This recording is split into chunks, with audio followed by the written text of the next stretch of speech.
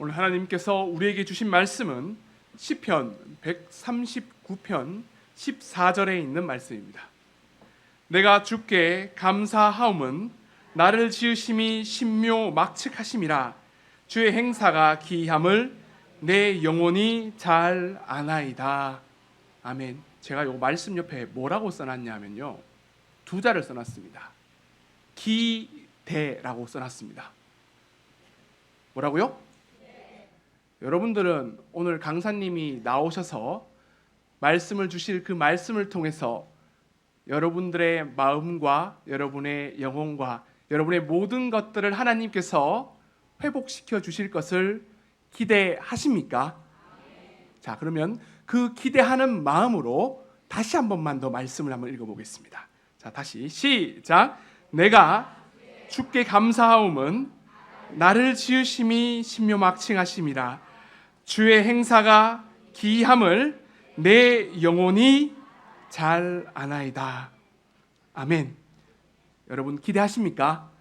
네, 오늘 우리 하반기 어머니 기도회 두 번째 말씀을 전해주실 우리 강사님은요, 원강 아동상담센터의 이영애 소장님께서 말씀해 주십니다.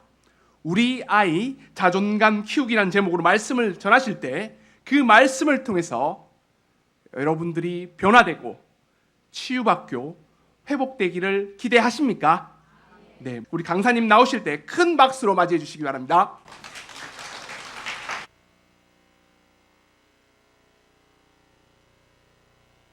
네, 안녕하세요. 네, 저는 이영애라고 합니다. 이름이 탤런트하고 똑같죠? 네, 저는 이제 여기 압구정에 있는 원강아동 상담센터에서 오랫동안 상담을 하고 있고요. 소장으로 있고, 그리고 숙대에서는 학생들 가르치는 겸임 교수로 이제 학생들 가르치는 두 가지 역할을 같이 하고 있습니다. 그리고 아마 이제 EBS나 뭐 이런 간간히 다른 프로그램이나 이런 데서 제 얼굴을 좀 보신 분들도 아마 계실 거예요. 그래서 아동 상담이나 뭐 이런 부모 교육 이런 거와 관련돼서 여러 가지 자문도 하고 뭐 그러고 있습니다. 그래서 오늘 사실은 이제 이렇게 외부 강의를 그렇게 잘 나올 수가 없습니다. 왜냐면 이제 상담도 바쁘고 뭐 그래서 그런데 사실 저희 아버님이 목사님이세요. 예, 그래서 이렇게 교회에서 이제 하는 경우는 제가 뭐 이렇게 어떻게 좀 시간을 내보려고 하기도 하고, 근데 좀 가까워서 왔습니다, 사실은. 왜냐하면 제 동생이 다니는 교회는 분당저 판교 저쪽에 있는데 아무리 와달라, 어머니 기도회도 거기도 있어서 꼭 와달라고 하는데 한 번도 지금 가지를 못하는데, 여기는 압구정에서 바로 그냥 오면 돼서 그냥 기회도 마침 방학이 그때 좀 방학이고 그랬는데 지금 이제 계약은 하긴 했지만 그래서 하여튼 너무 반갑고요. 그리고 아까 이제 어머니 기도 맨 처음에 저기 중보기도 해주셨던 대표기도 하셨던 분의 절절한 기도를 제가 들으면서 여기 진짜 이렇게, 그리고 또 찬양하시는 거나 이렇게 들으면서 여러분들이 굉장히 은혜가 넘치는 교회가 아닌가 하는 생각을 좀 했습니다. 그래서 뭐 저희 교회도, 저는 여기 강남중앙 침례교회라고요. 여기 어디 있죠? 논현동. 거기 있는 교회 다니고 있고 굉장히 열심히 다니고 있습니다. 저도. 그리고 저는 이제 아무래도 상담이나 이런 거를 좀 하다 보니까 저는 청년처에서 처장으로 아이들, 그 청년부 아이들을 이제 여러 가지 지도하고 그러고 있습니다. 그래서 뭐 같이 성경 공부도 같이 하고 있고, 그렇게 해서 그 미래의 어머니가 될 사람들을 잘 교육시키고 그런 역할들을 하고 있습니다. 어쨌건 여러분들하고 이렇게 만나 뵙게 돼서 너무 반갑고 그렇습니다. 그래서 오늘 이제 여러분들하고 이제 하고 싶은 이야기는 사실 이제 자존감에 대한 이야기인데요. 이 자존감이라고 하는 거는 우리가 이제 그 영어로 말하면 self esteem, 그래서 이게 뭐냐면 스스로를 존중하는 마음이다, 이렇게 이야기해서 자아 존중감 이렇게 이야기하죠. 근데 그거를 약자로 따서 자존감 이렇게 이야기하는데요. 이 자존감이라고 하는 게 한국에서 이렇게 유행이 됐던 적이 사실 얼마 안 됐어요. 몇 년 안 됐습니다. 근데 이 이제 시발점이 됐던 게, 그전에는 책에서나 이렇게 좀 나왔던 거지, 이렇게 많은 분들이 자존감 이렇게 이야기할 만한 이런 주제가 되기는 몇 년이 안 됐어요. 그러니까 여러분들 애착이란 말 많이 들어보셨죠? 사실 맨 처음에 애착이란 말이 나올 때 이게 무슨 말이냐 그랬었어요. 말이 어렵잖아요, 애착. 그러니까 물론 이제 물건에 애착을 가진다 이런 건 쓰지만 부모-자녀 관계에서 애착 이런 말들도 이제 매스컴이나 이런 데서 하도 이제 이야기를 하니까 이제 아시게 됐지만 자존감도 물론 마찬가지 그 이후로 그렇게 흔한 용어는 아니었습니다. 근데 이게 언제부터 이야기가 됐냐면 이제 EBS에서 이제 그 다큐 프라임이라는 게 처음 시작이 됐었어요. 그게 벌써 몇 년이 됐나?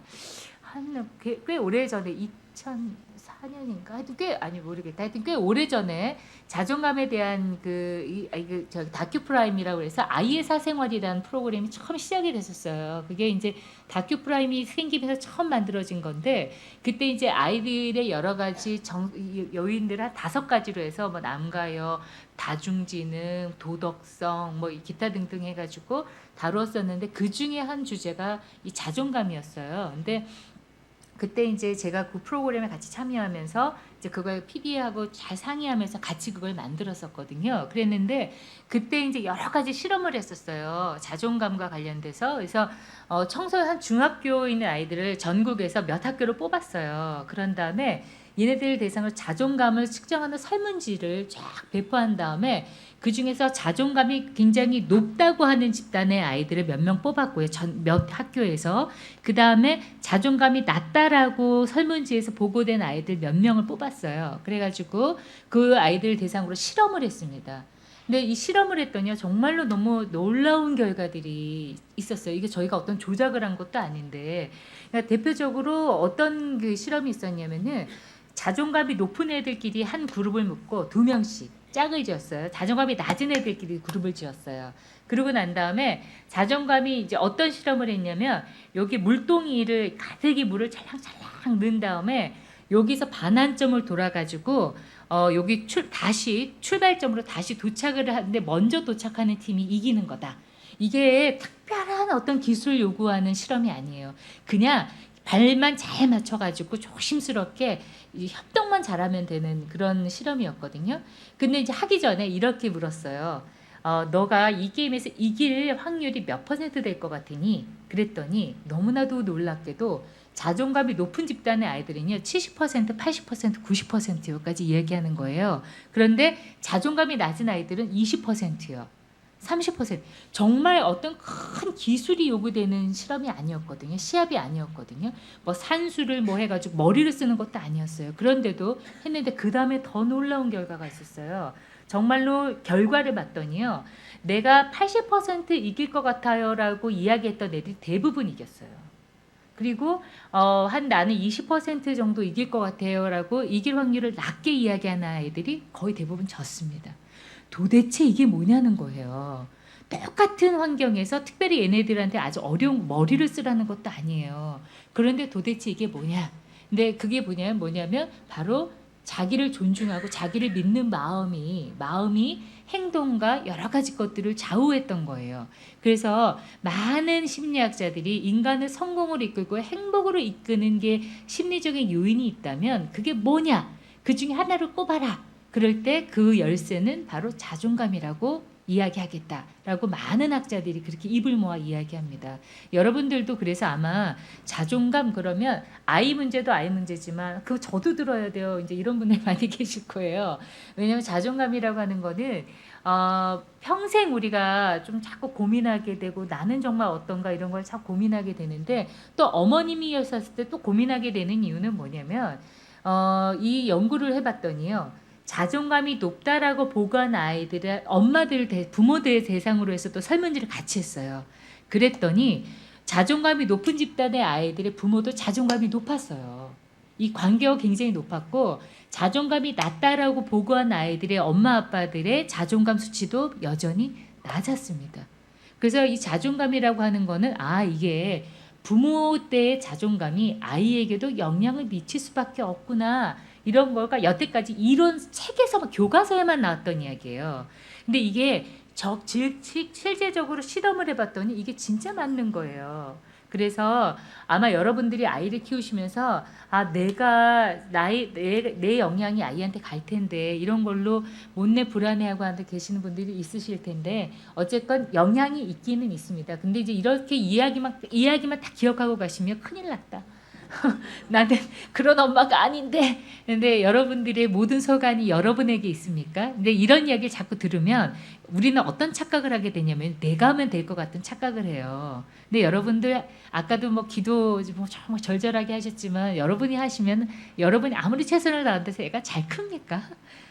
그거 어렵죠. 모든 소관은 누구에게 있어요? 사실은 하나님께 있죠.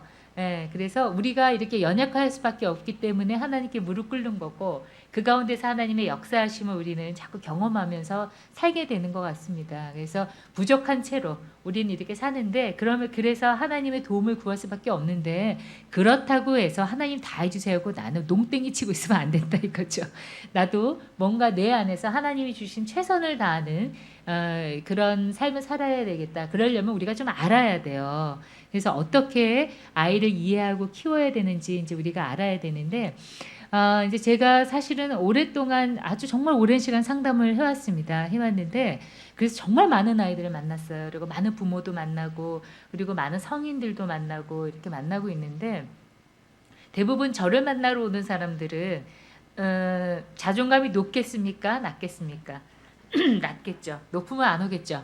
안 오겠죠. 그리고 사실 높다 낮다 이런 거를 어떻게 또 단정 지을 수 있겠습니까? 내가 좀 상황이 어려우면 일시적으로 좀 낮아져요. 그래서 애들이요. 사실 요즘 아이들 추세를 보면은 저기 워낙 요즘은 뭐 애를 뭐 귀하게 키우기도 하고 격려하고 칭찬하는 게 좋다. 뭐 칭찬하면 고래도 춤추게 한다. 뭐 이래가지고 막 너무 뻥을 튀겨서 아이를 키우시잖아요. 이것도 안 돼요. 좀 이따 제가 말씀드리겠지만 그렇게 되면 아이들이 자존감이 오히려 낮아집니다. 이거 좀 오해하고 계시는 부분들이 있으신데요. 근데 어쨌건 이렇게 해서 키우다가 아이가 초등학교를 딱 갔어요. 아이들이 자존감이 어떻게 되게요? 건강한 애들도 일시적으로 낮아져요. 왜냐하면 받아쓰기한테 자꾸 틀리네. 그리고 또 선생님한테 자꾸 지적받네. 그리고 나보다 잘하는 애들이 또 있는 거예요. 그렇기 때문에 얘네들 한 1학년, 2학년 때는 일시적으로 좀 낮아져요. 그러고 있다가 다시 상승하는데 얘네들이 또 낮아질 때가 언제예요? 중학교 입학해가지고 근데 정점을 찍을 때가 중2죠. 이때가 정말 저희 북한군이 우리 중2 아이들이 무서워서 지금 못 내려온다는 그런 이야기가 있을 정도 얘네들은 폭풍과 같은 시기를 보냅니다. 그래서 중2가 좀 어려워요. 근데 이때를 애들이 잘 견뎌내요. 근데 이때도 만약 부모님이 어쨌건 막 들들들들 볶아 막 애를 막 발발발발 볶아가지고 막 어떻게 해가지고 애를 끌고 왔어요.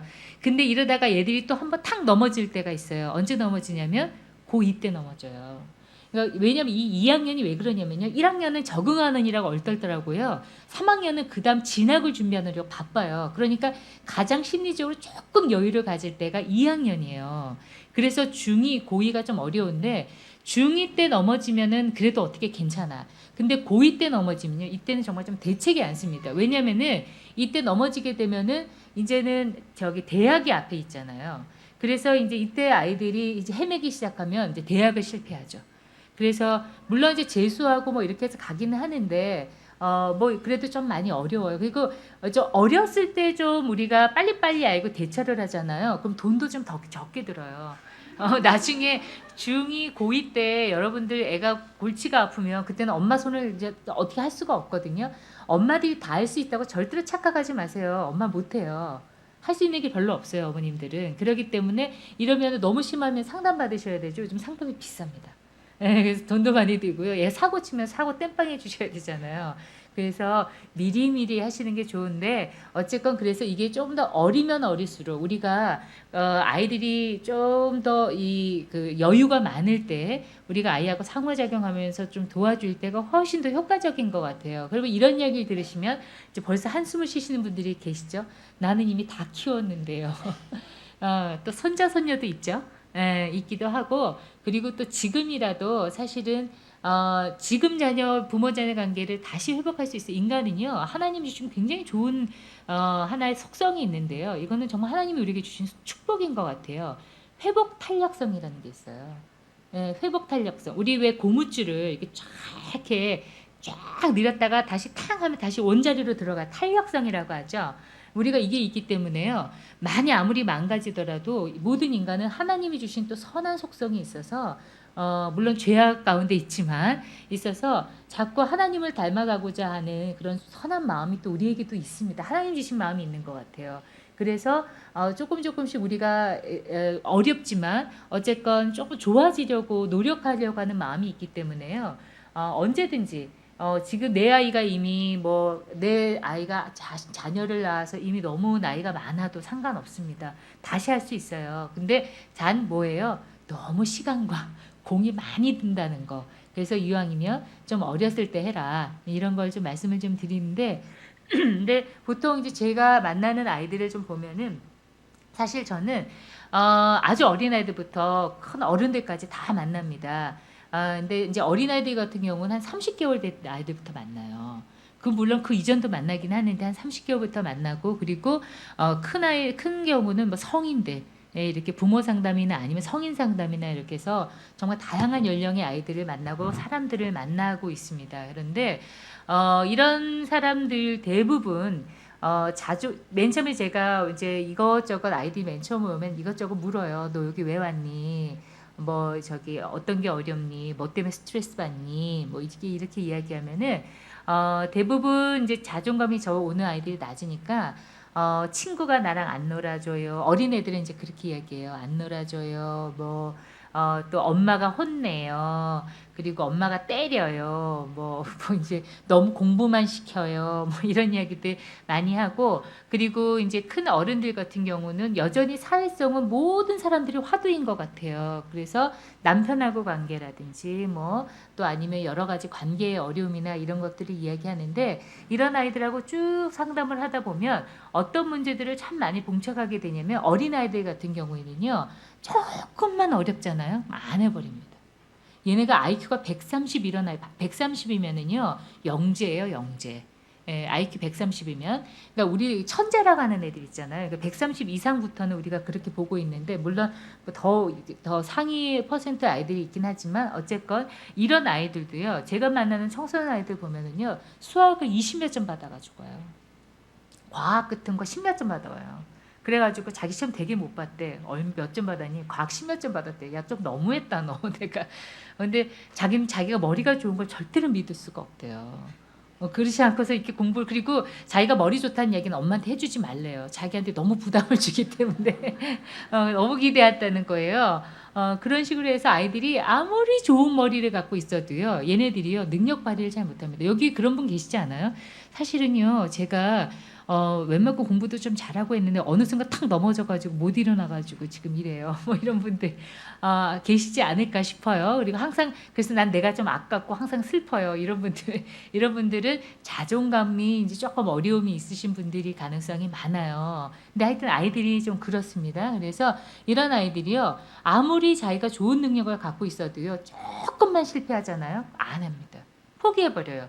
그래서 보통 의사 집단이라든지 이 전문가 집단의 자살 비율이 꽤 높아요. 근데 보도가 지금 잘 안 돼서 그렇지 이게 그리고 예전에 카이스트에서 왜 학자금 다 주는데 장학금 주는데 학점이 안 되면은 장학금 안 주겠다 해서 애들 막 수시로 막 다 자살했던 거 그때 기억나세요?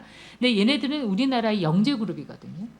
그런데도 이 조금 그 장학금 한 번 안 받고 조금 압력이 들어온다고 애들이 자살한단 말이에요. 이거 뭐냐면은 아이들이 좌절에 대한 인내력 이렇게 이야기합니다.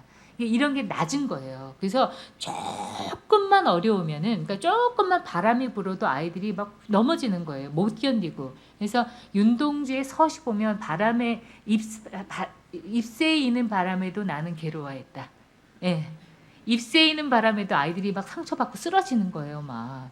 이런 일이 자꾸 생기게 이게 주범이 뭐냐면 바로 자존감입니다. 이런 것의 주범이. 그리고 또 대부분 이런 아이들 와가지고요.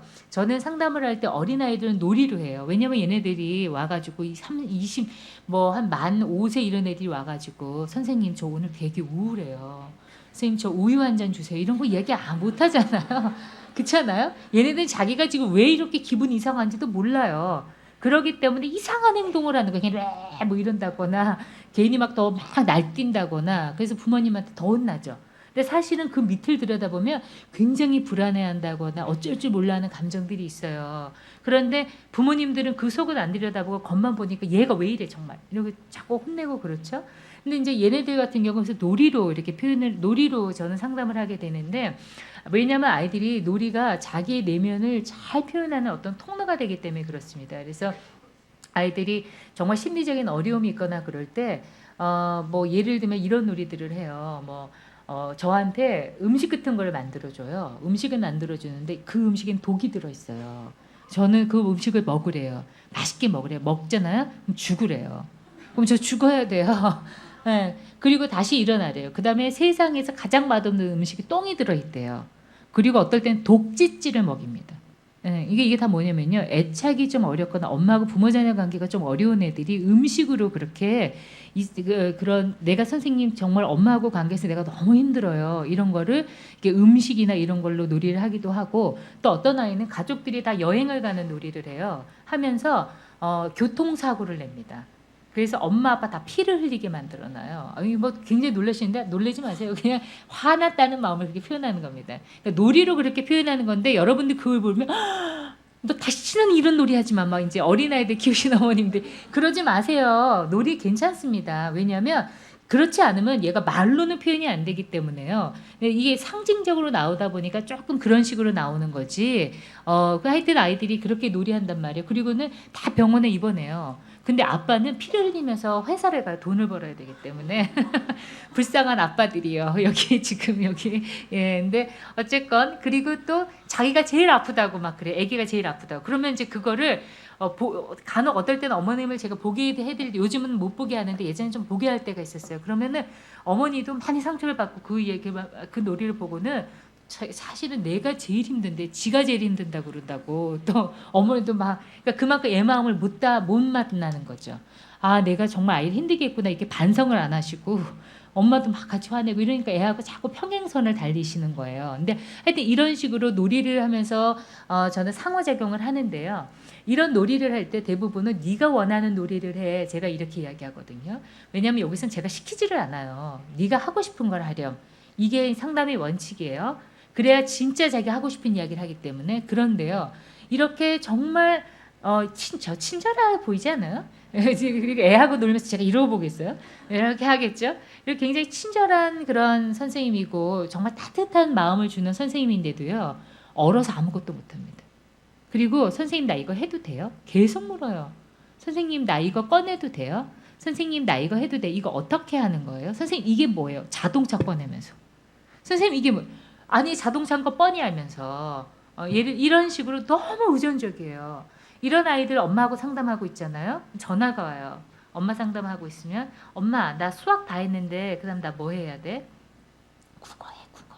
이제 제 앞에서는 이제 이게 이야기 하신단 말이에요. 그리고 있다가 이제 전화가 조금 있으면 또 와요. 그러면 엄마 나 국어 다 했는데 나 우유 먹어도 돼? 아 먹어도 돼. 이제 이때부터는 약간 엄마가 땀을 흘리기 시작해. 저를 보고 민망하셔가지고 그 다음에 또 전화가 오면 이제 엄마가 이제 막 근데 그 전화가 압권이에요. 엄마 나 똥 누러 가도 돼? 이 전화까지 와요. 이거 정말 실화입니다. 실화. 예. 그러면 이제 엄마가 이제 얼굴이 빨개지죠. 제 앞에서. 그러니까 이렇게요. 자기 결정권이라든지 이런 게 하나도 없는 거예요. 이런 애들이 나중에 성인 돼서 엄마 나 뽀뽀해도 돼 이러고 전화하는 거예요. 예. 이거 저 이런 사람들 많죠. 그래서 이렇게 된단 말입니다. 그러니까 이렇게 자기가 없는 거예요. 자기가 없고 항상 누가 있어요. 밖에 사람이 있어요. 그렇기 때문에 이런 아이들은요. 항상 뭐 하겠어요. 남의 눈치 보는 일 바빠요. 조금만 잘못하잖아요. 그럼 저 싹 쳐다봐요. 혼날까 안 혼날까. 이런 애들은 대부분 백발백중 혼이 많이 나고 큰 아이들이긴 합니다. 그리고 이렇게 나 이거 해도 돼요? 저거 해도 돼요? 이렇게 묻는 아이들은 대부분 엄마가 위에서 헬리콥터 엄마였을 가능성이 많아요. 이거 해 저거 해 너 지금 이거야 이렇게 했기 때문에 얘가 자기의 좋은 머리를 살리고 살 필요가 없는 거예요. 왜냐하면 다 엄마가 머리 역할을 해줬기 때문에. 그래서 이런 아이들이요. IQ가 130이어도 IQ 70의 아이들처럼 행동해요. 그러니까 똑똑한 아이를 바보처럼 키우시는 겁니다. 그러면 아이들이 지능도 물론 발달이 안 되지만 이러면 아이들이 이제 자존감이 형성이 안 되는데 이렇게 되면 아이들이 어떻게 되겠어요? 항상 자신이 없어요. 그리고 항상 엄마가 다 해줬기 때문에 자기가 스스로 경험했던 게 별로 없기 때문에요. 항상 나 하다가 잘못하면 어떡하지? 이걸로 전전긍긍합니다. 그리고 누군가가 뭐 시키잖아. 이거 한번 해봐. 그러면 항상 자존감 있는 아이들은 야 하면 재밌겠는데? 이렇게 되는데 자존감이 떨어진 사람은 나 이거 못하면 어떡하지? 그래서 정말 최선을 죽을 힘을 다해요. 그래서 성공은 해내요. 그런데 너무 죽을 똥살똥하는 거예요. 행복이 하나도 없는 거예요. 내 아이를 사실 이렇게 여러분들 아마 이런 얘기 들으면 난데 이러신 분들 지금 많이 계실 것 같아요. 그래서 항상 삶의 기준이 내가 아닌 거예요. 항상 누군 거예요? 남인 거예요. 그래서 이런 것들이 아주 아이들에게 좀 어렵습니다. 그러다 보니까 이런 아이들이 어쨌건 현실 생활에서 학업 성취도 떨어지고 그리고 죽을 똥살똥 어쨌건 공부를 한다 하더라도 자기 공부가 아니에요. 그래서 공부가 하나도 재미가 없어요. 물론 제가 이제 애들에게 얘기하면 선생님 공부가 재밌는 애가 어디 있어요? 반론은 제기해요. 맞다. 그렇긴 하지만 이렇게 죽을 것처럼 싫지는 않는다. 이렇게 이야기하긴 하지만 어쨌건 아이들 공부하는 것도 다 누구 때문에 하는 거예요? 엄마한테 혼날까봐 하는 거예요. 이러니까 항상 뭐가 얘가 성적이 올라도 어떻게 돼요? 자기 게 아니기 때문에 별로 즐겁지도 않아요. 그리고 떨어지면 어떡할까? 전전긍긍해야죠. 이 아이들이.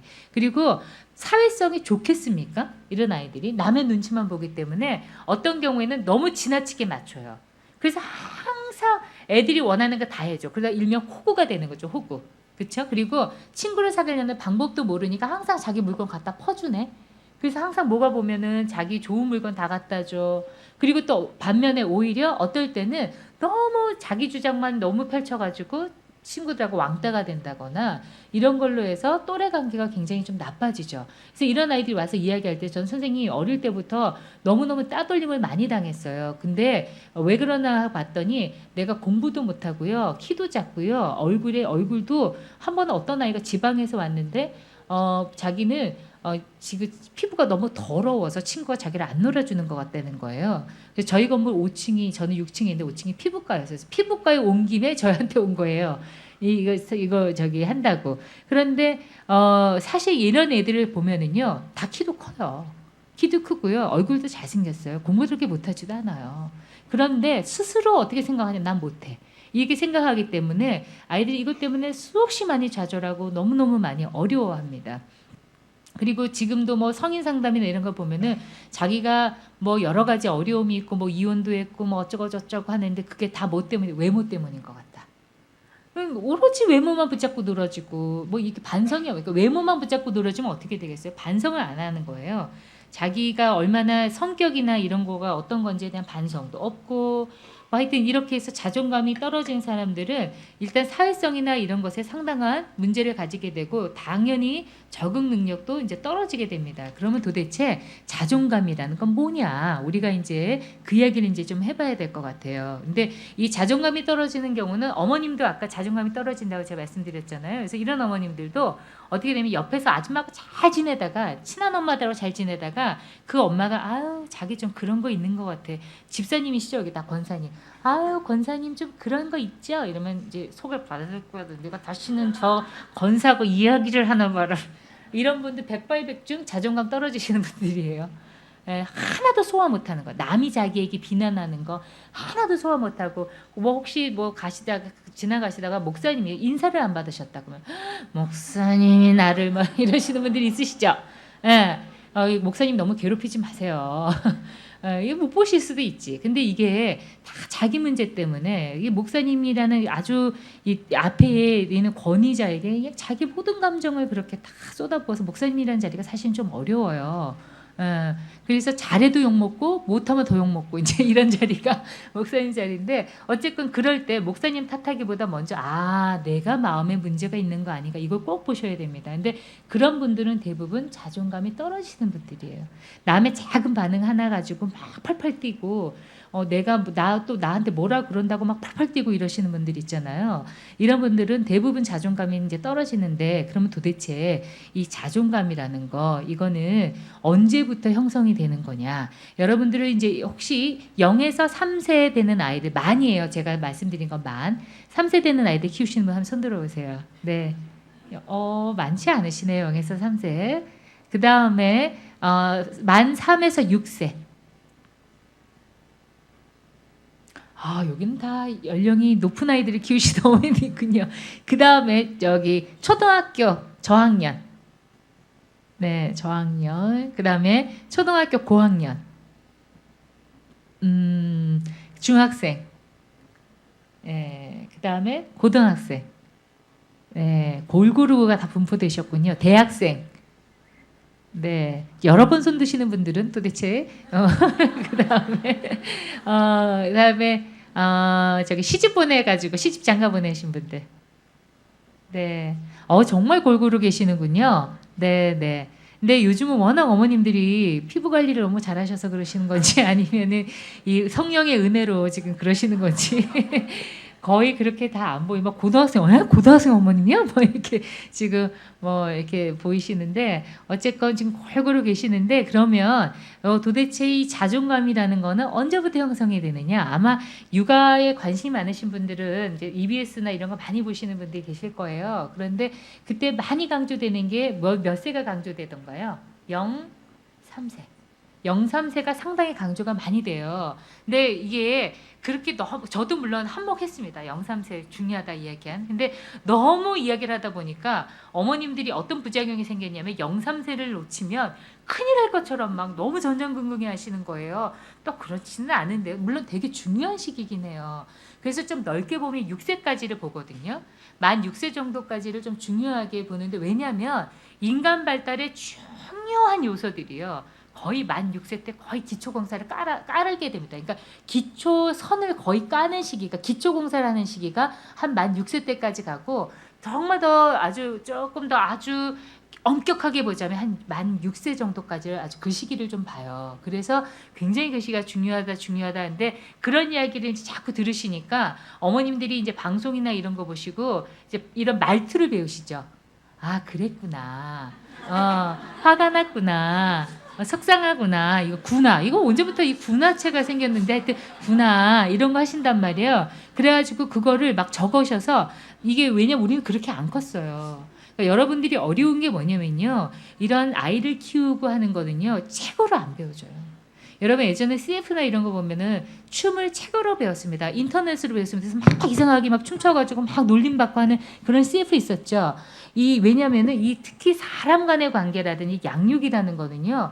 절대로 책으로 배워지질 않아요. 그러니까 이제 방송에서 이야기한단 말이에요. 그러니까 이제 어색하게 배워가지고 이제 막 해가지고 냉장고에 붙여놔요. 이제 내가 이제 수신제가 하기 위해서 이렇게 해놓고는 화가 나면은 막 왔다가 이렇게 하려다가 가가지고 냉장고 보고 그 말들을 보고서 가서 화가 났구나. 근데 막 눈에선 레이저가 쏴져 막 이렇게 막 그래서 감정은 해결이 안 돼가지고 그러면 이제 애들이 어떻게 되냐면 엄마 왜 말 그렇게 해?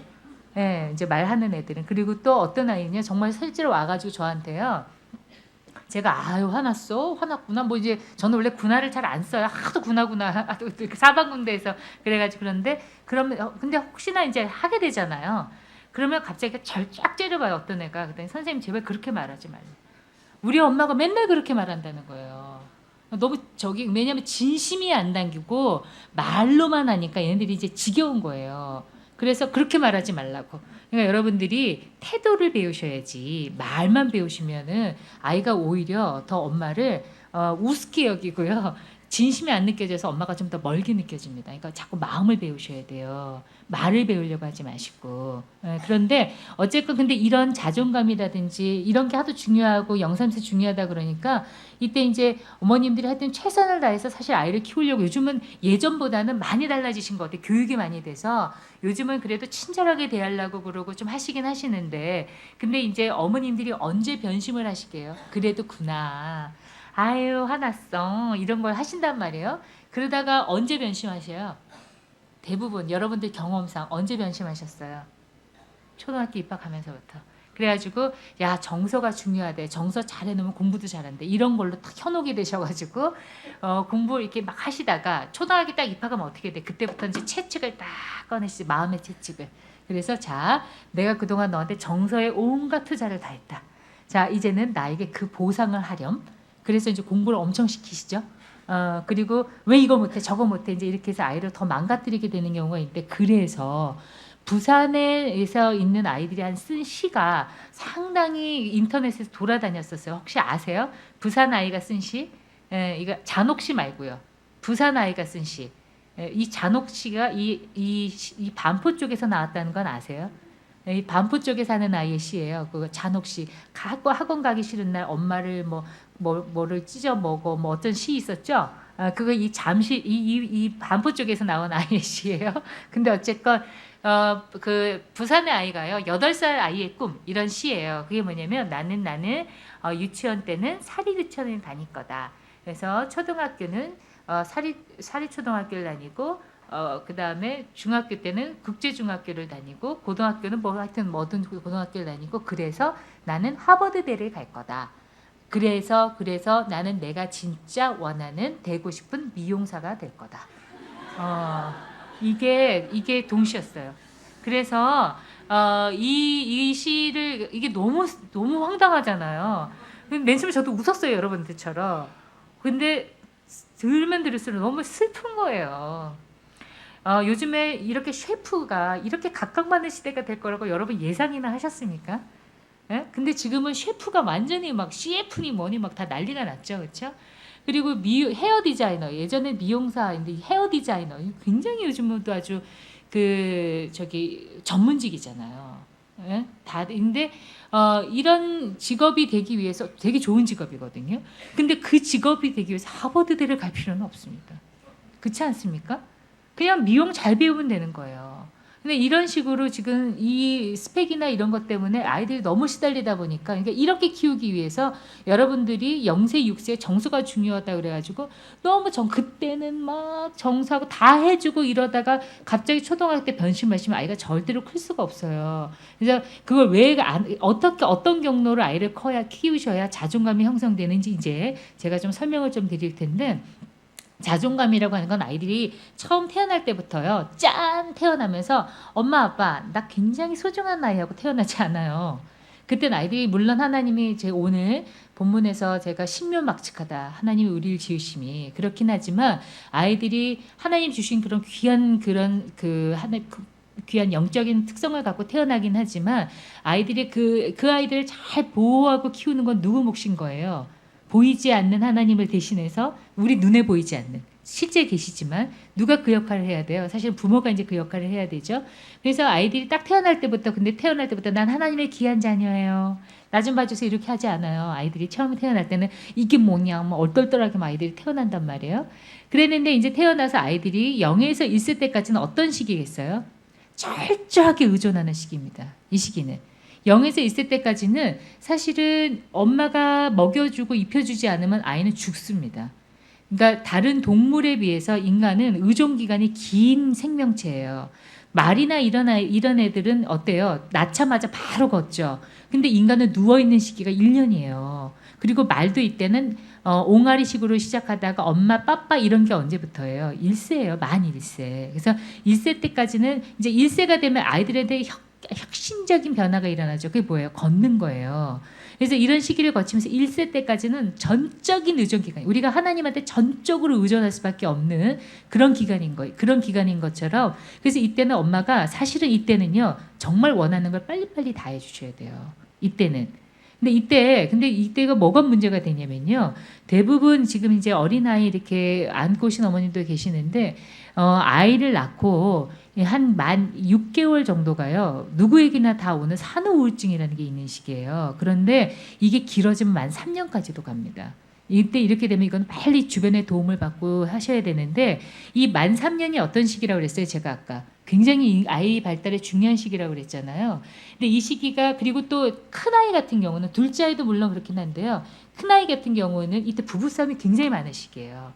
왜냐하면 아무리 긴 연애를 했다 하더라도요. 결혼은 생활이기 때문에 이때부터 많이 부딪히게 됩니다. 그래서 이때 많은 부부싸움도 일어나게 되고 엄마가 많이 우울해지는 시기이기 때문에요. 이때 엄마가 맥을 놓게 되면 이런 중요한 시기를 좀 놓치게 돼요. 그래서 이제 어머님들이 오셔서 하신 얘기가 뭐냐면 선생님 제가 정신 차리고 보니까 애가 3살이 돼 있어요. 그리고 어떨 땐 빨래를 개키다가 멍하니 있는데 보니까 1시간이 지났어요. 이런 얘기 하신 분들이 종종 계시거든요. 그랬더니 얘가 말도 지금 좀 늦게 하는 것 같고 애들하고 못 어울리는 거다. 내 탓 아니냐. 이게 오시는 분들도 좀 계시거든요. 근데 이때는 정말 세밀하게 아이의 절대적인 의존기간에 아이를 보살피셔야 되는데 요게 좀 어려우실 때가 있는 거예요. 그래서 어쨌건 여러분들이 지금 딸이 애를 낳거나 뭐 이렇게 할 때는 많이 도와주셔야 돼요. 사실 이때가 좀 어려운 시기거든요. 그렇긴 하고 또 주변에서 많은 도움을 적극적으로 요청하셔야 돼요. 근데 내가 처져 있기 때문에 남의 도움도 싫은 거야. 내 몸 하나가 불편하기 때문에. 근데 이때는 정말 남의 도움을 좀 더 많이 받으셔야 되고 남편이 정말 많이 도와주셔야 되거든요. 그래서 아이 양육에 있어서 되게 중요한 건 남편의 역할이에요. 사실은 여기서 아빠들이 많이 와 계셔야 되는데 지금 어머니 교실인 관계로 아버님 교실일 때 저를 한번 불러주시면 제가 열변을 토하면서 제가 이야기를 할 텐데 아빠 역할이 굉장히 중요한데요. 근데 또 이 엄마를 흔드는 게 아빠죠. 그래서 대부분 저를 상담하러 오신 어머님들 보면 가장 어려워하시는 게 외도 문제예요. 지금은 이제 교인들이시기 때문에 아니시리라 믿고 그렇게 되지 않기를 제가 간절히 소원하는데 외도 문제예요. 그래서 그게 보통은 임신하고 출산하는 기간하고 많이 맞물려 있게 됩니다. 그렇기 때문에 어머님들이 제가 예전에 여러 상담하는 케이스들을 보면 그래서 알고 봤더니 아이를 딱 임신한 그 순간에 봤더니 남편한테 호텔 영수증이 나온 거예요. 네. 그러니까 이게 뭐냐면은 외도한 거죠. 그렇죠? 그래서 이때 이제 엄마가 이 아이가 내 아이가 아닐 수도 있다 이상한 생각을 하게 된 거예요. 하루 상단으로 임신이 이렇게 된 거라서 그래가지고 애를 막 내팽개쳐 놓고 막 하여튼 뭐 그래서 애가 나중에 굉장히 어려워져서 데리고 오고 뭐 이런 경우가 있었어요. 그러니까 이렇게 외도라든지 이런 문제들이 굉장히 좀 어렵습니다. 근데 어쨌건 이제 용서하고 살고 하는데 여러분들이 경험을 안 해보셨으리라 제가 생각을 하고 근데 하셨던 분들이 많이 계시다면 그 평생의 그 상처는 사실 여성으로서는 감내하기가 좀 어렵죠. 그리고 한번 깨진 관계가 금이가 있는 거를 복구하기가 하나님의 은혜가 아니고서는 참 하기가 좀 어려운 것 같습니다. 사실은. 근데 이제 하나님의 은혜로 우리가 용서하고 사는 건데 어쨌건 그런 관계에서 아이한테 좀 집중을 해줘야 되는데 이때 이게 좀 어려워지는 경우가 있어요. 그런데 이제 이 시기를 좀 지나면서 이제 만 2세에서 한 1세에서 아이들이 좀 움직이고 하기 시작하면서부터 아이들이 엄마를 조금 더 많이 알아보고 관계를 조금 더 맺고자 하는 시기가 있는데 이제 그 시기가 우리가 애착을 형성하는 시기다. 이렇게 이야기해요. 애착이라고 하는 거는 누군가하고 나를 돌봐주는 누군가하고 아주 깊은 정서적인 유대를 형성하는 걸 말합니다. 그래서 이 애착이 형성이 잘 안 되면 정말로 큰일 나요. 아이들이 엄마하고 좋은 관계가 정말로 많이 파괴가 되면은 여러분 자폐 아시죠? 자폐. 자기 세상에 사는 아이들. 그래서 남하고 전혀 교류가 안 되고 혼자 이게 상동의 행동도 하기도 하면서 절대로 사회성이 발달되지 않는 아이들. 근데 얘네들은 원래는 이 자폐는 태어날 때부터 자폐예요. 뇌 영역에 이 상호작용하는 부분이 발달이 안 돼서 앞으로도 계속 발달이 안 된 아이로 태어나는 게 자폐인데요. 애착이 정말 잘 형성이 안 되면은 후천적으로 자폐 증상하고 비슷한 행동을 좀 보이게 됩니다. 그만큼 망가져요. 그러니까 그만큼 하나님이 여러분들에게 엄마로서 좀 하라고 하는 역할이 좀 크긴 큰 거예요. 그래서 이 어떤 정서적인 그 교류가 정말로 이렇게 중요하게 되는 건데 이때 하면서 아이들이 어떤 느낌을 갖게 되냐면 와 내가 정말 소중하구나 하는 걸 엄마하고 관계를 통해서 알게 돼. 왜냐면 아이가 뭐 여러 가지 얼마나 이때 아이들이 대근육, 소근육 잘 형성해 미흡하고 그러니까 자꾸 사고치고 이런데 그럴 때마다 엄마가 혹독하게 일을 내칩니까 이때? 여러 번 하나님이 우리를 사랑하신 것처럼 끊임없이 우리가 참고 인내하면서 훈련시키잖아요 아이를. 그리고 그럴 때마다 물론 어떨 때는 레이저로 쏠 때도 있지만 맨날 애를 레이저 쏘지 않잖아요. 이렇게 보기도 하고 따뜻한 눈을 보고도 오유 그리고 걷기만 해도 어떻게 돼 우리 막 환호하잖아요. 우와 막 그랬더니 예전에 뭐 아이들 보면은 막 박수 안 치면 박수 치라고 막 가족들한테 손짓하고 막 이랬단 말이에요. 우리 집 같은 경우도 보면 이렇게 막 하면 막 쳐줘야 돼. 안 쳐주면 막 혼내 애한테.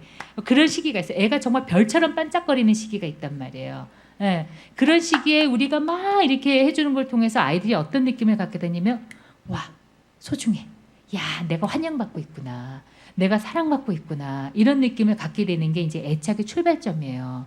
그래서 아이들이 이 시기를 통해서 아 나는 그 충분히 사랑받을 자격이 있구나. 당신은 사랑받기 위해 태어난 사람이라는 거를 아이들이 이때 좀 알게 되죠. 왜냐하면 그때 엄마의 따뜻한 눈길이나 일관성 있는 보살핌이라든지 이런 걸 통해서 알게 되는데 이때는 아까 말씀드렸지만 만 3세 때까지 엄마가 완전히 해롱해롱 되고 있으면 그걸 해줄 수가 없는 거예요. 그래서 먹이고 입히고는 해요. 먹이고 입히곤 하는데 정서적인 교류를 하기가 어려운 거죠. 그래서 아이들이 좀 차가워지고 냉해집니다. 아니면 아무에게나 가서 달라붙는 거예요. 나 좀 사랑해달라고. 이게 무분별한 애착을 형성하는 건데 아무에게나 뭐 사랑해달라고 하고 자꾸 막 그리고 한번 매달면 지분거리잖아요. 굉장히 요구적이고 해달라고 매달리고 징징거리고 울고 이런 행동들이 또 있을 수도 있습니다. 어쨌건 이걸 통해서 아이들이 자존감이랑 형성이 되는데 그게 한 만 2, 3세 때부터가 출발이 된다. 그런데 그 시기가 뭐가 형성되는 시기하고 맞물리냐면 애착이라는 게 형성되는 시기하고 맞물리는 거예요. 그래서 이때 부모가 정말 친절하게 아이하고 잘 상호작용을 이제 해주게 되어지는데 그래서 근데 이게 그럼 한 몇 세 때까지가 결정적인 시기인가요? 라고 봤을 때는 한 만 7세 때까지를 봐요. 그래서 만 6세 때, 7세 때 학교 들어가기 전까지가 인간답게 만든 여러 가지 능력이 형성된 중요한 시기다 이렇게 이야기하는 거예요. 그러면 와, 나 그 시기 놓쳤어요.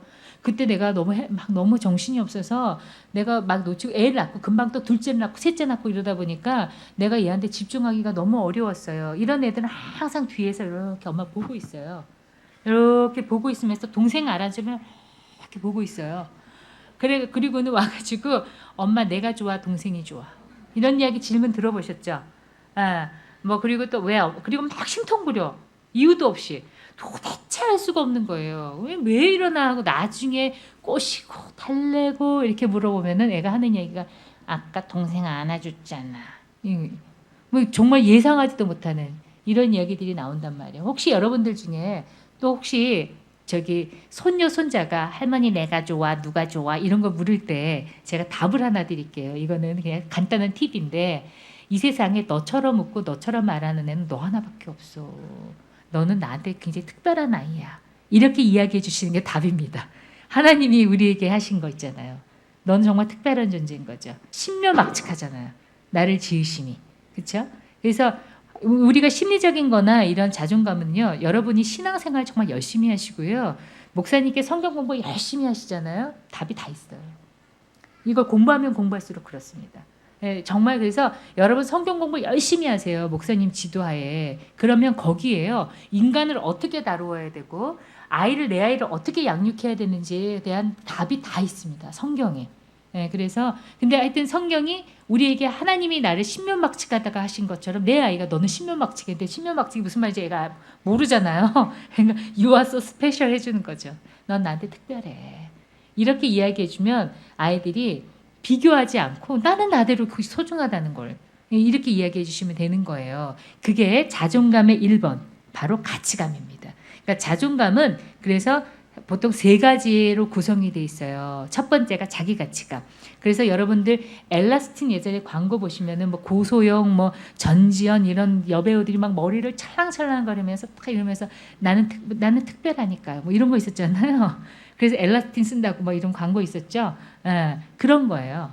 자기 가치감 나는 사랑받기 위해 태어났고 나는 특별하고 나를 지으심이 신묘막측한 거예요. 그리고 하나님이 이미 나를 지을 때 어떻게 나를 손바닥에 쓰셨다. 이게 본문이 여러 가지인데 하나만 제가 추려서 갖고 왔는데 이사야서나 이런 거 보면 나를 손바닥에 쓰셨다. 지목하여 불렀다. 너는 내 아들이다. 이런 게 성경이에요. 정말 구구절절 나와 있습니다. 그래서 너가 얼마나 가치 있는 존재인지를 알려주시고 있어요. 그러니까 그런 마음으로 내 아이를 키우시는 거고 그런 성경 말씀을 자꾸 들려주시는 거예요. 너는 너를 지은 게 너무 놀랍대. 와우 이런 걸 해주시는 거죠. 존재에 대한 거나 이런 것들을 이야기해 주시고 근데 그렇게 말해놓고 막 애를 학대해. 예를 들면 그러면은 어떻게 되겠어요? 믿을 수 없죠. 세상은 다 뻥이야 이렇게 된단 말이에요. 그러니까 엄마가 또 그만큼 또 아이를 좀 존중하면서 왜냐면은 내 부속물이 아니에요. 아이는 내 부속물이 아니고 하나님이 나에게 선물로 주신 거잖아요. 그리고 여러분이 하시는 하나의 큰 착각 내가 하면 어떻게 될 거다 내려놓으세요. 절대로 그렇지 않습니다. 여러분들은 서포터예요. 여러분들은 도와주는 사람이지 내가 이렇게 하면 내 아이의 성격이 이렇게 형성이 되겠지 내가 이렇게 하면 내 애가 이렇게 달라지겠지 물론 도움은 줄 수 있지만요 여러분들이 100% 그걸 해낼 능력이 여러분에게는 없습니다. 그거를 철저하게 받아들이세요.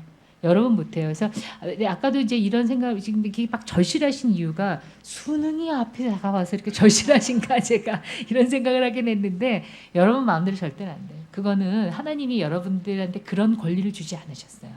그냥 여러분들은 서포터를 하라는 거지 여러분이 메이커가 아니에요. 만드는 사람들이 아니라는 겁니다. 근데 이런 심리에 대한 거나 이런 걸 하면서 자꾸 우리는 어떤 생각을 하고 인본주의적인 입장에서 내가 하면 될 것처럼 이런 환상을 심어주는데 인간 엄마에겐 그런 능력이 없습니다. 오늘 그거 하나만 잘 기억하고 가세요. 네, 그래서 근데 하나님이 하시는 관점을 내가 나를 통해서 이 아이가 배울 수 있겠구나 이거죠. 네? 하나님이 얘가 하나님을 직접 못 보잖아요. 그러니까 나를 통해서 이런 거를 하나님 대신 가르쳐 주시라고 나를 보내셨구나 이렇게 생각하셔야 돼요. 그러면 두 번째, 그러면 자존감의 구성 요소 두 번째는 뭐냐면 이거 굉장히 중요한데요.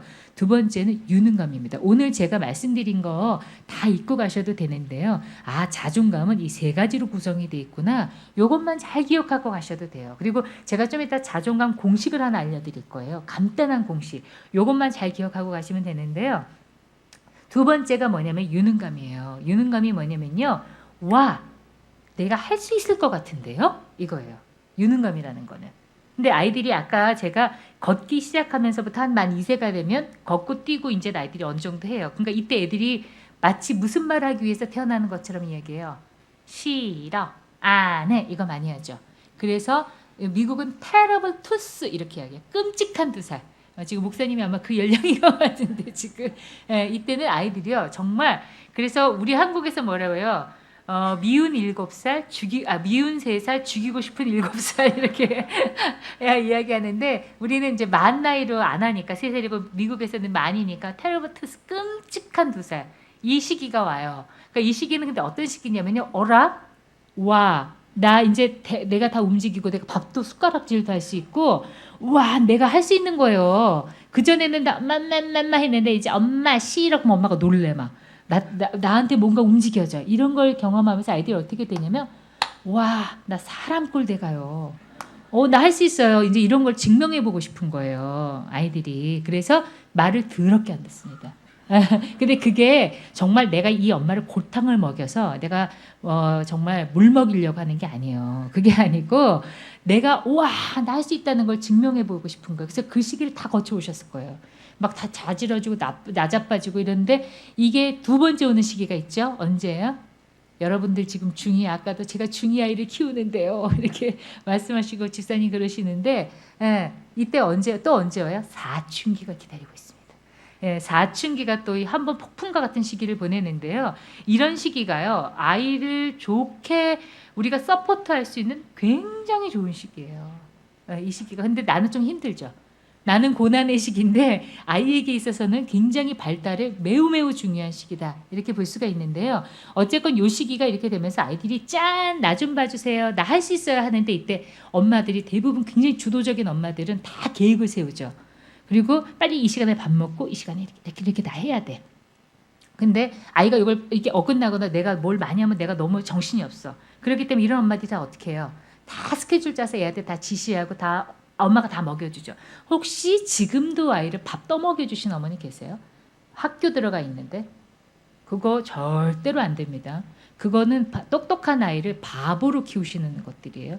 혹시 지금 얼굴 표정을 감추고 계시는데 그리고 손녀 손자들 오면 막 너무 이쁘잖아요. 뭐 우리도 그래요. 아유, 나는 하지 말라고 말은 그렇게 해놓고 내가 떠먹여주고 있다 지금 막 이럴 때도 있어요. 그럴 때도 있지만 안 하려고 해서 노력하죠. 저희들 같은 경우는. 근데 어쨌건 이런 것들이 다 뭐냐면은 유능감을 망치는 그 첩경이 되시는 거예요. 이때 아이들이 이러면서 짠, 나 좀 봐주세요. 그러면서 능력을 딱 발휘를 하는데 이걸 우리가 자율성 그리고 조금 더 크면 주도성 이렇게 이야기합니다. 근데 이런 걸 통해서 아이들이 어떻게 되냐면요. 자기에 대한 확신을 갖게 돼요. 이게 유능감에 대한 확신인데 이걸 확신을 갖게 되는데 이걸 많이 망가뜨려 놓잖아요. 그럼 아이들이 어떻게 되냐면요. 아, 쪽팔려 이렇게 되는 거예요. 아, 나 할 줄 아는 줄 알았더니 나 못하잖아. 아, 창피해 이렇게 되고 그 다음에 또 어떻게 되냐면 조금 더 진행이 되면 나 못해. 나 못하는 애잖아. 이게 자기 능력에 대한 회의를 갖게 돼요. 그래서 이런 아이들이 끊임없이 엄마한테 묻습니다. 엄마, 나 뭐 해도 돼? 왜냐하면 하면 그래서 하면 자꾸 욕 먹거든요. 혼자 하면 왜 이렇게 했어? 그래서 여러분들 남편들 애하고 놀아주세요. 그래놓고 끊임없이 간섭하죠. 그러면 어떻게 돼요? 남편은 어떻게 하고 싶어요? 해도 욕 먹고 안 해도 욕 먹으니까 안 하고 말겠다. 이렇게 되는 거예요. 그래서 내가 혼내는 건 내가 때리는 건 괜찮은데 남편이 때리는 거 두 눈 뜨고 못 보잖아요. 여러분들. 그래서 끊임없이 개입하시거든요. 그럼 남편은 어떻게 하면 점점 손을 놓습니다. 왜냐하면 주도성을 인정해주지 않기 때문에 그래요. 설마 내 남편이 애를 잡아먹겠어요? 근데 못 믿어가지고 그냥 막 하게 되는데 애들도 마찬가지예요. 아이들이 이렇게 성장하려고 하는데 자꾸 방해하신단 말이에요. 방해를 하시고 자꾸 해주고 이렇게 되면 애들이 어떻게 되냐면 아니면 안 돼. 너무 많이 해. 왜냐면 이거 위험해. 안 돼. 이런 걸 너무 많이 하고 엄마가 해줄게. 이렇게 되면 아이들이 모습는 이게 아주 정말 중요한데요. 이걸 통해서 아이들이 스스로 하고 실패하고 성공하면서 뭘 배우게 되냐면 그리고 엄마가 안 돼. 이건 안 되고 대신 이거 해. 이렇게 엄마가 대안을 주면서 적절하게 훈육하는 걸 통해서 정말로 중요한 게 형성이 되는데 조절 능력이에요. 조절 능력. 이 조절 능력이요. 인간을 인간답게 만드는 정말로 중요한 능력입니다. 이게 형성이 안 되잖아요. 여러분 자율학습 물 건너 갔다고 보셔야 돼요. 이 조절 능력이 형성이 돼야 아무리 하기 싫어도 끝까지 하고요. 아무리 하고 싶어도 딱 끝내요. 게임 끝내요. 근데 물론 그런 아이들은 아주 대단한 아이가 아니고서는 게임 사실 좀 늦게 접근하게 하시는 게 좋은데 어쨌건 그리고 게임에 너무 몰입하는 아이들이 있잖아요. 이런 아이들은 대부분 이 자율성과 주도성이 많이 손상된 아이일 가능성이 많아요. 그러니까 왜냐하면 게임은 내 마음대로 되는 세상이거든요. 내 마음대로 되고 내 마음대로 유능감이 막 만끽이 돼. 왜냐하면 내가 죽였다 살렸다 하거든요. 근데 일상생활에서는 어떻게 돼? 이거 해라, 하지 말아라, 어째라, 저째라, 왜 옷을 그렇게 입었냐, 왜 밥을 흘리냐, 왜 쩝쩝거리냐, 뭐 이런 걸로 끊임없이 개입을 당하고 끊임없이 엄마가 태클을 걸어오기 때문에 근데 아직은 엄마한테 맞설 힘이 없단 말이에요. 근데 게임은 내 마음대로 막 되네? 그럼 어떻게 되겠어요? 완전히 몰입이 되는 거예요. 그래서 여러분들이 자율성이나 주도성을 좀 존중하고 아이를 키우시면 게임에 접근하는 것도 조금 조절 능력이 생길 수가 있어요. 근데 이게 뭘 통해서 형성이 되냐면요. 스스로 해보는 것을 통해서 형성이 됩니다. 그러니까 스스로 밥 먹고 흘려보고 그릇도 깨보고 자기가 치워보고 뭐 이런 것들이 있잖아요. 옷도 좀 이상하게 한번 입어봤다가 다시 고쳐보고 또 설거지했다가 그릇도 한번 깨보고 이런 거 있잖아요. 이런 걸 통해서 형성이 돼요. 그래서 여러분들 아이를 아끼지 마시고요. 집안일을 많이 시키세요. 왜 예전에 이런 이야기 제 세대만 해도요. 저희 부모님이 어떻게 하시냐면 어릴 때 손에 물 묻히고 자라는 아이가 나중에도 손에 물 묻힌다. 그래서 설거지 같은 거 막 안 시키려고 그런 시대가 있었어요. 예, 제 시대가 좀 그런 시대였어요. 예, 왜냐하면 엄마 시대가 너무 고생을 하고 사셨기 때문에 내 딸은 좀 편안하게 키우고 싶어가지고 그랬는데 결과가 어떻게 됐냐면 이런 아이들이 커서 끊임없이 엄마 하고 매달리는 거예요. 그래서 이런 어머님들이 양육에서 해방이 안 되고 노년기까지 가십니다.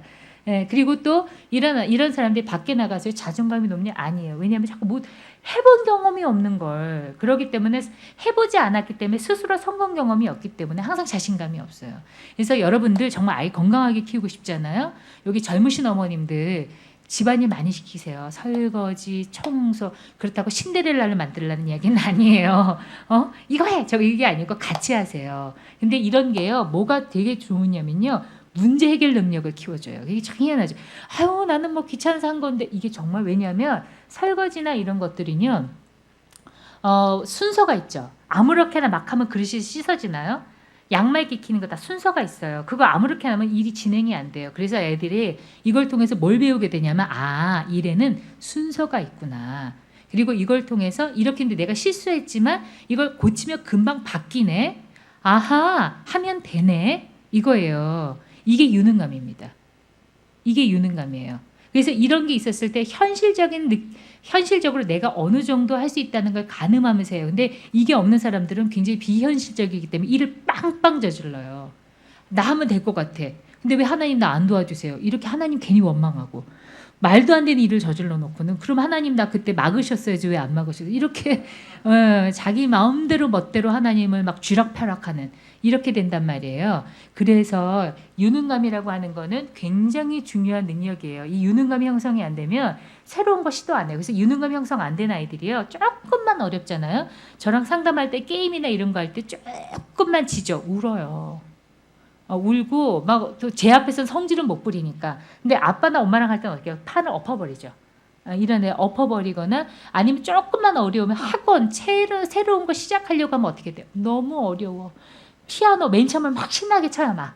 쉬울 때는. 근데 조금만 어려우면 어떻게 돼? 그다음부터 나 안 해. 왜냐면 이런 아이들이요. 좌절에 대한 인내력이 부족하기 때문에 그래요. 근데 이거는 다 뭐예요? 유능감에 대한 능력이 떨어지기 때문에 그렇거든요. 근데 우리가 이제 물론 성경 말씀을 보자면 하나님은 어떻게 돼요? 하나님 안에서는 합력하여 모든 것이 선을 이룬다. 이렇게 이야기하시죠. 그리고 또 능치 못할 일이 없다. 하나님 안에서는. 근데 이거를 여러분들이 좀 건강하지 않은 상태에서 잘못 적용하면 아무렇게나 일을 저질러 놓고는 하나님 괜히 원망하는 거리로 삼는단 말이에요. 근데 그렇게 하는 거는 여러분이 오해하시는 거예요. 그래서 성경 공부를 열심히 하시라는 거예요. 목사님께 성경 공부를 잘 배우셔서 내 식대로 성경을 해석하지 않도록 그건 너무나 중요한 일인 것 같습니다. 저는 청년들한테 저도 성경 공부 같이 가르치고 저도 성경 공부 목사님한테 공부하고 하는데요. 알면 알수록 성경을 내 마음대로 해석했다면 큰일 나는구나. 그런 거를 참 많이 느끼게 됩니다. 그래서 공부 열심히 하세요. 근데 하여튼 유능감이라는 건 근데 이거를 그러면 키워주려면 어떻게 해야 되느냐? 이거는 이제 여러분이 이제 하실 수 있어요. 지금도요. 다 큰 아이한테도 하실 수 있어요. 어떻게 해주시면 좋으냐면요. 결과만 보지 마시고 과정을 꼭 봐주세요. 과정을 격려해 주세요. 그러니까 예를 들자면 아이가 굉장히 산만해. 그래가지고 아니면 게임을 너무 많이 해. 그래가지고 게임을 막 1시간을 했는데 오늘은 50분만 했네? 그러면 보통 게임 그만해. 우린 결과만 갖고 얘기하잖아요. 그러면 이렇게 볼 때 야, 너 지난 시간에는 1시간 했는데 그래도 오늘 50분 했네. 애썼다. 좀 조절한 것 같은데? 이렇게 조금이라도 달라진 부분이나 그 과정 있잖아요. 이 아이가 뭔가 노력하려고 하는 거, 애쓰고 있는 이거를 그냥 찾아서 자꾸 이야기해 주시면 돼요. 그러니까 어린아이들 같은 경우는 어떻게 되냐면 조금만 하다가 얘가 이제 뭐 그 좀 어려워서 끙끙거리고 막 이러고 있단 말이에요. 그러면 아이고 얼굴 표정 보니까 너 뭐 힘들구나. 뭐 어떤 게 어려워서 그래. 어디 보자. 아 이걸 끼려고 했는데 이게 안 껴졌어. 어떻게 하면 될 것 같아. 친절하게 옆에서 그 과정을 같이 가주시는 거예요. 왜냐하면 아이들이 그 과정을 같이 가주지 않으면 혼자 막 불편하고 힘들고 이런 걸 막 혼자 감내하고 있단 말이에요. 그래서 너무 혼자 하는 애들은 이제 자위행위로 갑니다. 그래서 혼자 쭈물럭거리는 거예요. 그런데 만일에 이거를 과정을 이 복잡하고 불편한 심정을 얘는 아직 몰라. 그래서 감정이 막 복잡해. 감정이 막 소용돌이치고 있는데 엄마가 옆에서 그 감정을 꼭꼭 씹어주는 거예요. 꼭 씹어줘가지고 에이 이것 때문에 이게 안 되니까 이렇게 힘들어 빨리 하고 싶어서 그렇지. 예를 들자면 이게 엄마가 감정을 씹어주는 거거든요. 소화시켜 주시는 거예요. 그래서 감정을 같이 좀 소화를 시켜주고 난 다음에 애 입에 넣어주는 거예요. 그러면 아이가 충분히 맞죠. 그러면 정서가 안정이 되잖아요. 그럼 아이가 다시 시도할 수 있어요. 그럼 성공하게 돼요. 야 이렇게 다시 한번 생각하고 해보니까 네가 이걸 이만큼 해냈네. 이런 것들을 통해서 나 하면 되는구나. 한 번 안 된다고 세상 무너지는 거 아니구나. 이게 유능감이에요. 그러니까 이런 거를 여러분들이 어디에 초점을 맞춰주셔야 되냐면 철저하게 과정에 초점을 맞춰주셔야지 이게 가능합니다. 근데 대부분 여러분들은 바쁘시니까 어떻게 돼요? 엄마 잘했어. 아유 이게 뭐야 못했어. 이거 하시죠. 이런 말을 물론 하시긴 하셔야 되지만 이 말을 한 40%만 하시고요. 60%는 그 과정을 같이 가주셔야 돼요. 근데 이게요. 과정을 같이 가지고 치려면 어떻게 되면 굉장히 애를 쳐다보고 계셔야 돼요. 그래서 훨씬 정성이 많이 듭니다. 그러니까 여러분들이 아이들 키울 때 어쨌건 정성을 들이셔야 되는 거예요. 그래서 그러니까 엄마가 너무 바쁘고 엄마가 남편하고 갈등이나 이런 것 때문에 너무 정신이 없잖아요. 아니면은 동네 아줌마하고 자꾸 싸움질해가지고 지금 여기 권사님 집사님하고 자꾸 싸워가지고 막 스트레스 너무 받아 있으면은 애를 볼 수가 없어요. 그런데다가 거기에 또 하나 엄마 문제가 좀 있단 말이에요. 엄마 어렸을 때의 문제. 예를 들어 저를 만나러 오신 어머님들 대부분 그런 어머님들이신데 아이에 대해서 너무 염려가 많으시거나 이런 분들은 대부분 좀 냄새가 나요. 아동기가 좀 힘들었을 냄새. 예, 그래서 어머님들이 오시면 다 무슨 얘기를 하시냐면 선생님 제가요 어렸을 때 어머니 아버지가 칼 들고 싸우셨고 그래서 난 집에도 들어가기가 싫었고 또 엄마 아빠가 너무 바쁘셔서 나를 거의 돌보지를 않아서 내가 너무너무 어려울 때가 어려웠다. 그래서 만일 내가 엄마 아빠가 조금 더 나를 지원해 줬으면 지금보다 내가 더 잘 살 수 있었을 것 같은 아쉬움이 많다. 그것 때문에 난 아이한테 지금 눈을 뗄 수가 없다. 뭐 이런 식의 이야기를 참 많이 하시거든요. 이렇게 되면 어떻게 되냐면 내 아이를 보고 있는 게 아니고요. 항상 거기에 누가 있냐면 내 어렸을 때 상처받았던 내가 있어요. 그렇기 때문에 정말로 내 아이가 원하는 걸 해주는 게 아니고요. 내가 받고 싶었던 걸 해주게 돼요. 예. 그러니까 이 아이는 발레가 싫어. 근데 난 어릴 때 발레하는 게 너무 꿈이었어. 그럼 어떻게 돼요? 발레 시키려고 하는 거. 제가 이제 그런 경우였어요. 저는 물론 제가 전 노래를 굉장히 잘합니다. 사실은 제 음성이 좀 좋은 편이죠. 예, 그래서 근데 저희 어머니가 피아니스트가 되고 싶으셨대요. 예, 그랬는데 그때 이제 부도가 나고 막 이러면서 집이 망해가지고 이제 대학 지나가기가 어려우셨던 거예요.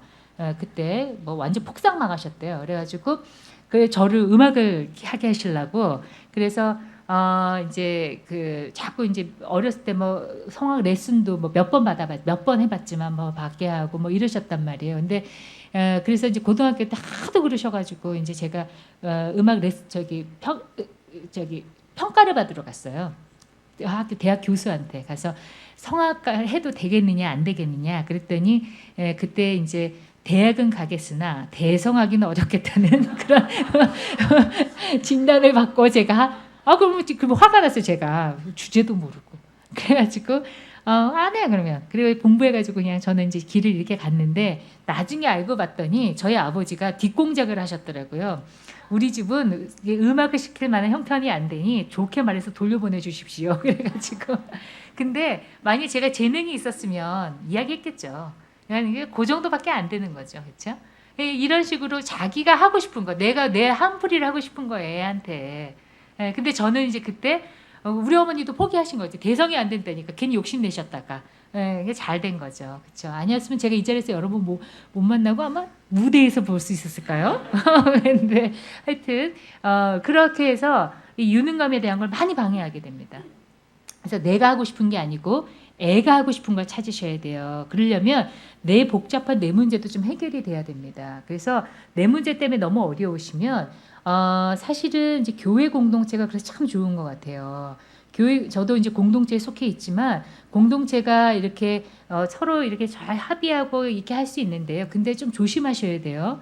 어느 집사님이 울며불며 이야기한 거를 이 소그룹에서 이야기한 거를 밖에 나가 소문을 내시면 그러면 그 신뢰감이나 이 교회에 대한 게 깨지게 됩니다. 그러니까 여러분들이 임금님기는 당나귀기를 벌판에 가서 하시는 한이 있더라도 여기서 어떤 소그룹에서 했던 이야기는 절대로 밖에 나가서 하시면 안 돼요. 그건 여러분 진짜 지켜주셔야 되는 약속이에요. 그러니까 왜냐하면 여기서 이야기하면은 어느 집사님한테 이야기했던 교회가 다 알아. 이렇게 되면은 근데 우리가 약하기 때문에 근데 만일 그런 위험이 있으면은 그런 분한테는 이야기를 하지 마세요. 괜히 이야기하고 상처받지 마시고 그리고 많이 정말로 신뢰로운 교육자나 이런 분들하고 좀 이야기하시고 그리고 다 사실은 너도 나도 다 어려운 상황이에요. 우리는 다 죄인이기 때문에요. 누구나 다 행복하게 이렇게 모든 게 내 마음대로 되게 되는 세상에 살고 있지 않잖아요. 항상 우리는 어렵잖아요. 그렇죠?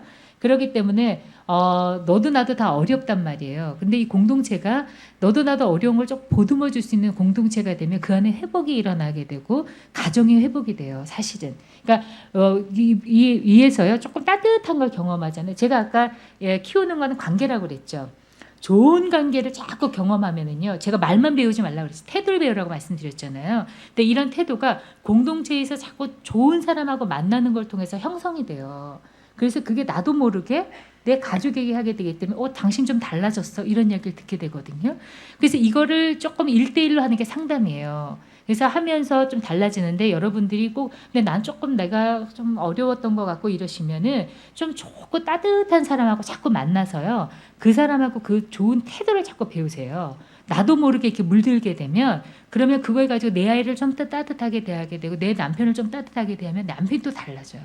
그래서 남이 바뀌기를 원하지 마시고요. 그건 정말 어렵습니다. 남이 바뀌기, 내 부인이 바뀌거나 내 남편이 바뀌길 바라지 마시고요. 내가 먼저 바뀌어야 돼요. 그러면요, 상대방이 바뀌어요. 그거 참 희한한 일이에요. 내 배에서 생수의 강이 넘쳐 흐르리라. 내가 넘쳐 흐르면 주변이 적셔지게 되는 거예요. 괜히 남이 흐르는 거 적시려고 하지 마시고, 내가 주도적으로 하나님 안에서 내가 잘 서게 되면 아이도 건강하고 남편도 건강하게 되는 것 같아요. 자, 그게 뭐냐면 3번이에요. 자신에 대한 호감이에요. 아무리 근데 내가 유능감을 갖고, 아이고 시간이 지났네. 유능감을 갖고 내가 어떤 일을 한다 하더라도요, 나는 실패하게 돼 있어요. 나는 완전하지 않기 때문에. 그렇죠? 근데 그럴 때마다 자존감이 낮은 사람은 어떻게 되냐면, 그럼 그럴 줄 알았어 이영애. 네가 뭘 할 줄 알아. 난 너 실패할 줄 알았어. 이렇게 끊임없는 자기에 대한 비난의 목소리가 나를 괴롭히거든요. 이게 자존감이 낮은 사람의 목소리예요. 그게 사단이 그 약점을 틈타죠. 그래서 교묘하게 사단은요, 우리의 약한 점을 교묘하게 틈탑니다. 귀신같이 틈타오죠. 그래서 이럴 때 하나님이 뭐라고 말씀하셨어요? 나를 딱 지으신 다음에 심히 보기 좋았더라. 창세기 보면 그렇게 말씀하시잖아요. 아니, 내 창조주가 나를 보고 마음에 든다는데 왜 내가 나를 마음에 들지 않다고 말하냐는 거죠. 네, 이게 나에 대한 호감이에요. 그래서 여러분들이 이 세 가지, 자기 가치감, 유능감, 자신에 대한 호감, 이런 부분들을 여러분이 이런 삶의 모델을 잘 보여주시면은 아이도 어라? 잘못했어? 다시 한번 해볼까? 뭐 이거 잘못했다 그래서 하늘 무너지거나 내가 이상한 이영애가 되는 건 아니야. 이런 태도를 내가 아이들 앞에 보이면 아이들도 이걸 모델 삼아서 갈 수 있어요. 왜냐하면 이게 태도로 아이들한테 스며들기 때문에 그렇습니다. 자, 그래서 이거 하나만 제가 말씀드리고 벌써 초과를 제가 해가지고 기도해 하셔야 되잖아요. 그렇죠? 그래서 자존감 공식 하나만 알려드릴게요. 이것만 잘 기억하세요. 자존감은 욕심분의 성공이에요. 여러분 자존감 높아지고 싶으세요? 그러면 뭘 버려야 돼요? 욕심을 버려야 돼요. 그러면 당연히 성공할 수 있는 기회는 많아집니다.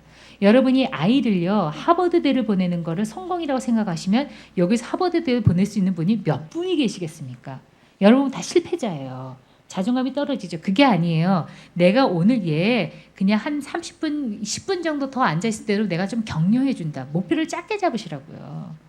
그리고 내가 오늘 콩나물국을 한번 맛있게 끓여서 내 가족에게 먹여주겠다. 목표를 작게 잡으시라고요. 그러면 어떻게 돼요? 성공을 다 하게 됩니다. 이렇게 되면 어떻게 돼요? 나는 자존감이 높아질 수밖에 없어요. 내가 이런 태도를 통해서 어떻게 돼요? 아이들도 이렇게 하면 되는구나 배우게 되는 거죠. 그래서 여러분들이 사실 자존감이라고 하는 거 그렇게 말이 좀 추상적이긴 한데요. 모든 심리적인 이 내용들이나 아이를 어떻게 키워야 되는 거냐는 거는 성경에 나와 있습니다. 그래서 여러분들이 정말 이렇게 겸허한 마음으로 무릎 꿇고 그리고 하나 착각, 내가 하면 아이가 어떻게 만들어질 거다. 그 착각을 철저하게 버리시고 나는 아이들에게 서포터고 만들어 나가시는 건 누구예요? 하나님이시고 하나님의 1대1의 관계를 통해서 이 아이가 성장하는 거예요. 이 아이가 하나님과의 1대1의 관계를 통해서. 그러면 우리는 어떻게 이 1대1의 관계를 잘 만들어 주도록 잘 서포터 하시면 되는 겁니다. 그래서 이런 것들을 여러분들이 좀 잘 형성하신다면 자존감이라고 하는 것들이 아이들에게 도움 되게 여러분들의 양육 태도가 이렇게 방향지어 가지 않을까 생각합니다. 네, 오늘 제가 조금 시간 초과하긴 했는데요. 네, 하여튼 강의 오늘 다 기억하지 않으셔도 되니까 공식 하나만 잘 기억하고 가시고 자존감의 구성 요소만 잘 기억하시기 바랍니다. 감사합니다.